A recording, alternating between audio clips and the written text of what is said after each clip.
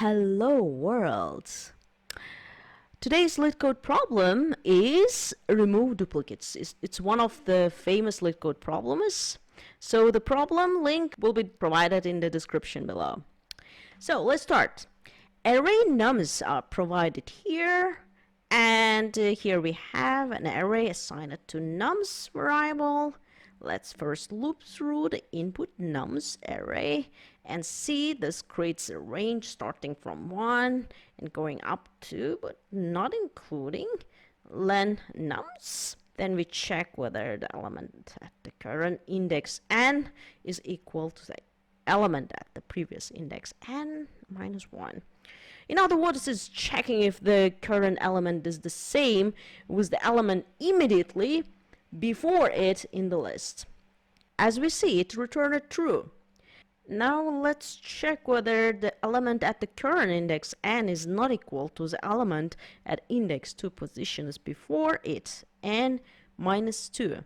As we see, it returned true, which means the current element is not a duplicate of the element 2 position before it in the list. Let's check whether the element at the current index n is not equal to the element at the previous index n minus 1.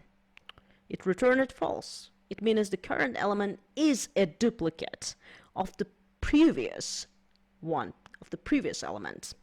We must adjust the loop range appropriately. We should ensure that n minus 1, n minus 2, and n minus 3 is a valid index, meaning it's greater than or equal to 0. We must be ensured that the loop doesn't go beyond the bounds of the array.